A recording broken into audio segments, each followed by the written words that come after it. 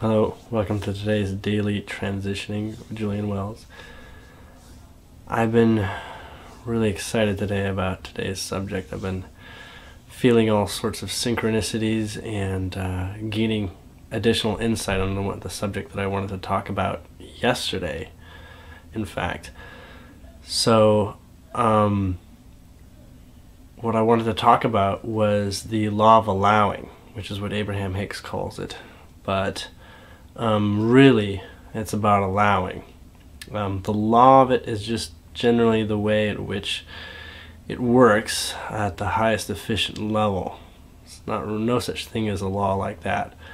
But what the law of allowing is, with regards to the law of creation, which is how everything gets attracted onto you in your experience, is basically comes forth when you have a desire and you let your desire manifest without you meddling with too much of the details.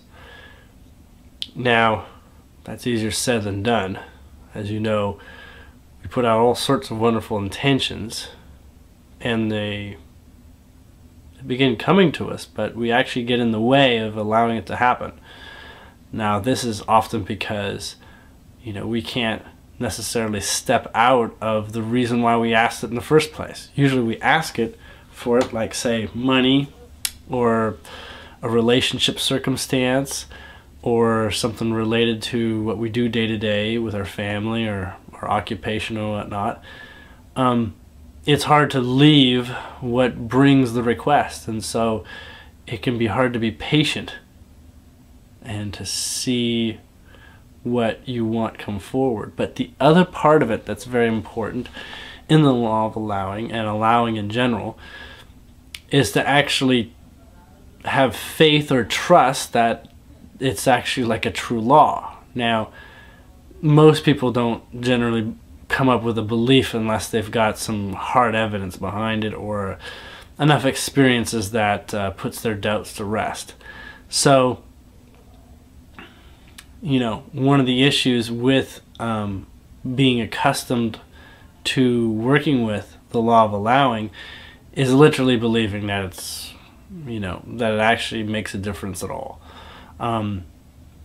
You can say that, if I have enough willpower and I wish something strong enough, I won't have to allow as long, I won't have to spend so much effort trying to allow it.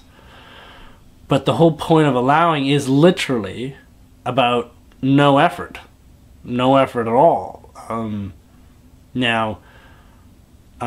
Sometimes when you want to allow something, you're just like, there's no way I'm going to be able to ignore my finances. There's no way I'm going to be able to ignore, this relationship. I'm facing it day to day. I know I'm making it worse by thinking about it and focusing on it. And I put out a wish for something, but I don't feel I'm moving into the alignment of it changing anytime soon, right? So what might help putting the law of allowing into perspective is to understand just a little bit more how it works energetically wise, on the invisible layers of reality, how it comes to be. First off, as a quantum physicist will tell you, we live in a probable reality. Probable as in everything is in flux until a conscious awareness makes it so. So, in essence, there is no such thing as reality until the moment you're perceiving it.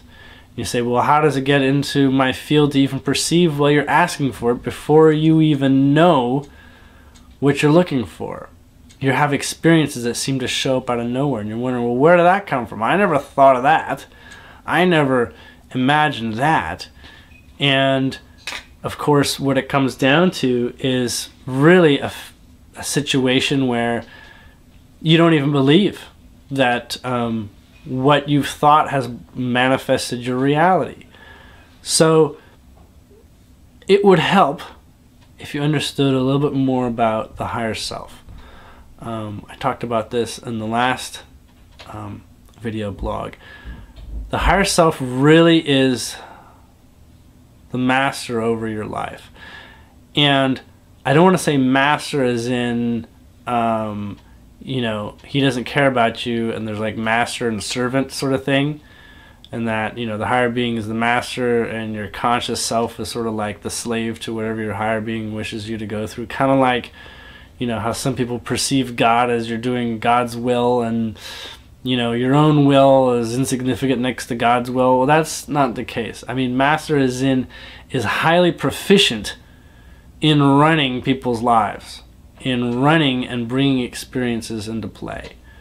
I've used analogies in the past where I describe the higher being as the one who's playing the video game, and as you, the aware individual in the environment of this world, as the game character, the avatar. And from the avatar's point of view, he doesn't have a whole lot of control over what his surroundings are. All he can do is saying, you know, I'm engaging in activity, say I'm battling goblins or something. I'm engaging in activity here, and I keep getting my butt whooped. And this, you know, this is not fun anymore. You know, do something. You know, higher being the game player, do something to improve my circumstance, so I don't feel like I keep failing by dying and reviving over and over again and dying in the same circumstances or whatever. Like, I don't like this challenge, right? So when you look at a video game, of course, you don't associate with the avatars having feelings or even a personality. Sure, it's given an identity that you can relate to as the higher mind to the avatar, but really it's all for the higher self's experience. Now, that being said, the higher self doesn't actually experience anything on its own. So it is just as dependent on you and your physical side of yourself and your body to even have an experience whatsoever. So although it's kind of like the brains of your life, it's no less than a brain needing a body and a purpose.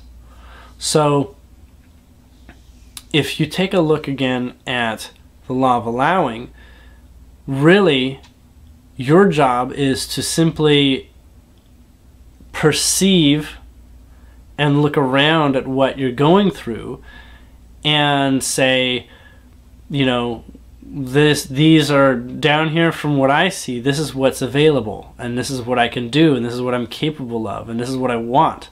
As in, if I'm a wizard in a video game, I want to cast spells in this circumstance. And if I'm a warrior in this game, then I want to use my sword and shield, and this is how I want to go about doing it. So you have your own preferences, your ego, personality preferences of how you would like to do things, right?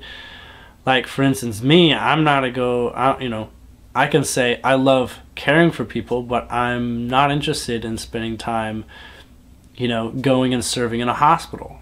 You know, like, you know, I have issues with seeing, you know, just a drop of blood, so that would be very uncomfortable for me, despite, you know, I'd like to help people in physical need, you know.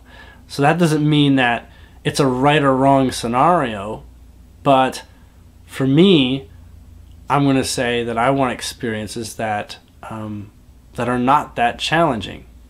Now, the higher being, as the game player, is always looking to grow and experience the fastest way possible. So it's almost as if, especially in these times right now, that the higher being is playing on hard mode, playing on hard difficulty, because we're actually growing up at this point.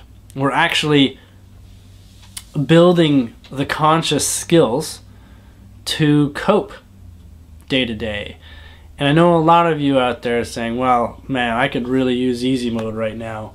This is, you know, this is outright, you know, traumatic sometimes with the challenges that we're going through these days. But what I'm saying is, once you begin following your passion, which is literally your body and emotional self, because the emotions are described with the energies that create physical characteristics within the body. Your body has the emotional side of your existence. So when you get the signal of the emotions, your emotional body is telling you that whatever you are in your perception, however you're approaching something, however you're looking at it, that's either in alignment with what the higher being is trying to do, or it's not in alignment. And you're thinking, well, who's this higher being making all these decisions for me? Maybe I don't want to do them. Well, let's just say this, because you can't be separate from it. Everything that you love to do is what's in alignment with your higher being. It's as simple as that. If you love to do it, then that's what your higher being wants to do, because your higher being is literally giving you the feedback saying, yes, that's what I want to do, or that's how I'd prefer to perceive it. Okay? Now, one of the reasons why we begin to not even consider a higher being as a factor is because a lot of these things that we like to do, we've been told are the wrong thing to do. You know, like you're not supposed to laugh at someone else's pain, and you're like, well, it was silly. The guy didn't die, and it's not real. I can laugh at a video game character, you know, getting busted up. It's not a real person. Does that mean, you know, what society tries to make it out to be? Like, oh, you're a sick person because you enjoy a little bit of comedy at someone else's expense? Well, that's someone else's expense.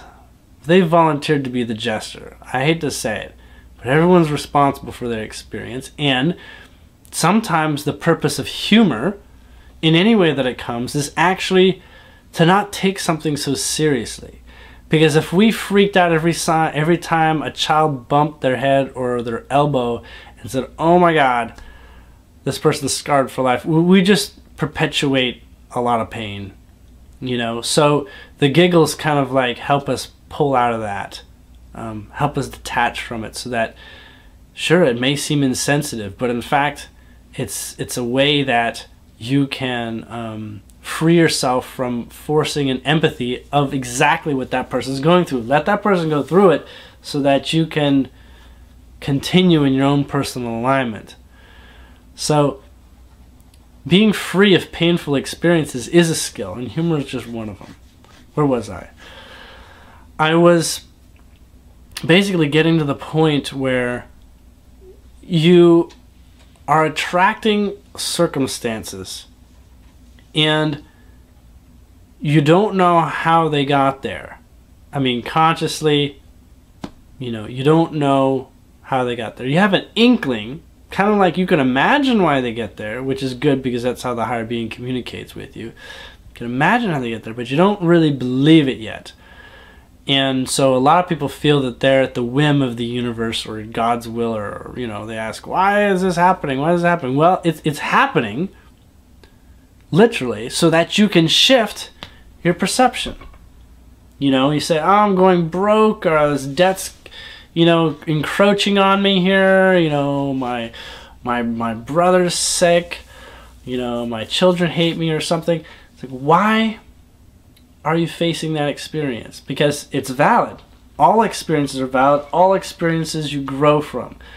But why would anything give us this sensation of feeling uncomfortable? Well, because ultimately, your higher being wants to move into a direction where it now no longer feels that. It actually feels the opposite. So what you don't feel good about, you can be assured that what your higher being is trying to get you to play through in is to feel the opposite. Now, why would the higher being arrange for hopeless scenarios? Well, that's just it. There's no such thing as hopeless scenarios. Everything is doable. All challenges are surmountable. Okay? And really, what is the lesson? And I think a lot of people haven't gotten this yet, but this is a big one, I feel. And this is why I'm excited. It's really about teaching you how to adjust your perspective. Your perspective is your angle on things. When you're able to adjust your perspective and actually see the good and the bad or whatever, because everything can be seen as negative or positive. Every single thing. You know? Everything. Like I could say, I love my nose, and someone else can say it's crooked, and then I could start saying, yeah, you're right, it's crooked. And then I start looking further, I'm like, yeah, I got like, you know, hairs growing out of my nose. You know, I could just get into the critical depth of it and just end up going and getting a nose job because I'm freaking out or something. But really, do I need to do that? It's perspective. It's the practice of alignment so that you are actually free of that. And part of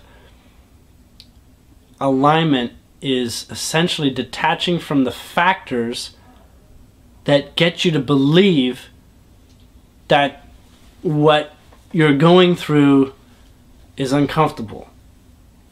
So when you're going through something uncomfortable, you know, there's a belief system that is part of your perspective. Your perspective is, you know, the way you see things. Your belief tells you a lot about how you see things. And it'll tell you if this belief is just, you know, in the way of you being happy.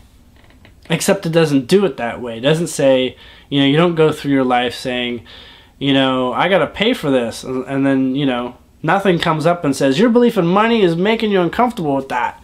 There's nothing that comes up and tells you that. But I'm kind of saying it now. If you're uncomfortable with something, anything, then you've got something in you, some kind of belief, somewhere you developed an opinion on that. And whether you call it truth or not, because you gotta believe truth is subjective to the individual perceiver, okay? You gotta know that's really about the approach and angle of your observation. And nothing needs to persist. Now, nothing, and I say nothing, I mean nothing needs to persist the way it is. You say, well, if I don't, you know, do this, you know, the world's going to collapse or something. No. As far as I'm concerned, I can look around and I say the world is collapsing. Okay? You want to talk about society being, you know, up a creek? It's already up a creek. How about let's change this around now. Let's not take this as if the beliefs own us. The beliefs are perspectives. And just like me standing in front of this camera right here like this, I've got a new perspective looking at it from here.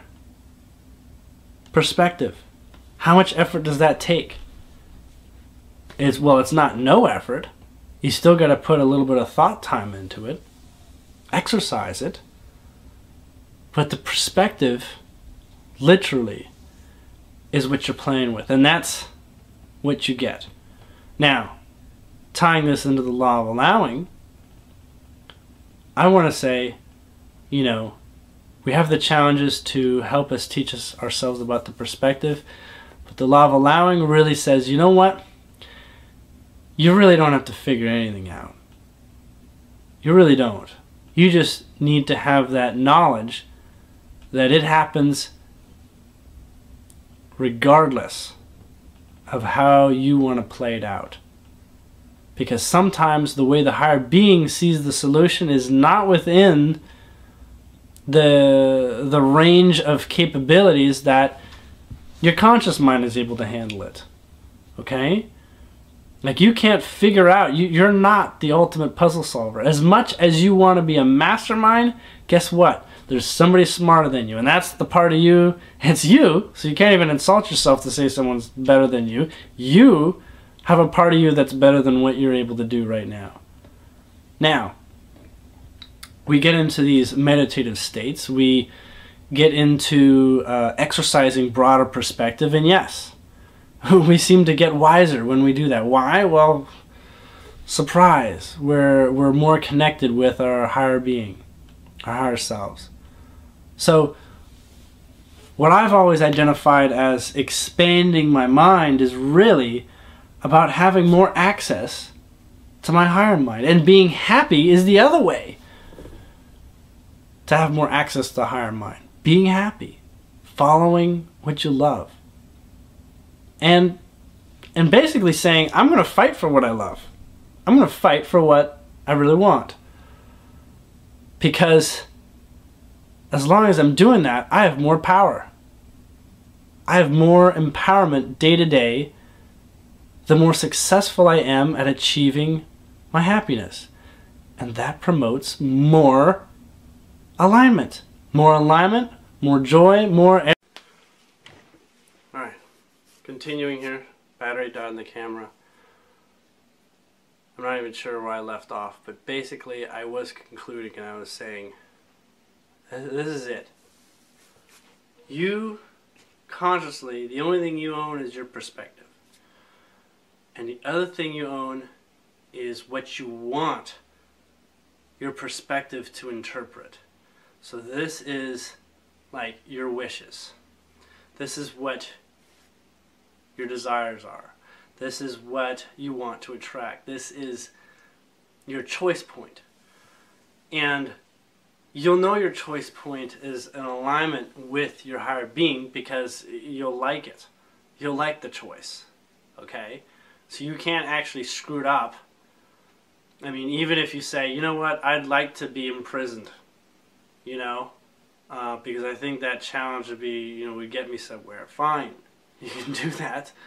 But generally, know that not many people usually pick that line. I mean, 5% maybe actually decide to challenge themselves that way, you know, a glutton for punishment or something. But you're more empowered when you're happy, you know it. Things synchronize, things click when you're happy, and that's what you're entitled to. And let your higher being do the logistics. I mean, I had to figure out through the person that I married that I suck at logistics. Now, what does that mean? I mean, I'm really good at focusing on what I want to do, really good at delivering result. Maybe that's just the male element of my life. But I really didn't do well in logistics. I didn't even want to do well at logistics. I didn't want to have to figure it out. And that was just part of me saying, you know, you really just got to loosen up and let go. Someone's going to figure this out. And I was like, no, I gotta own this. I got to be responsible for this. No, you know what? Logistics is not your problem. Your problem is trying to do logistics and not really owning the moment and owning my own perspective on things. So, loosen up, everyone. Thanks for joining me today. This video blog today, supported by Sheri Gordon. Again, we love her. And see you in the next one.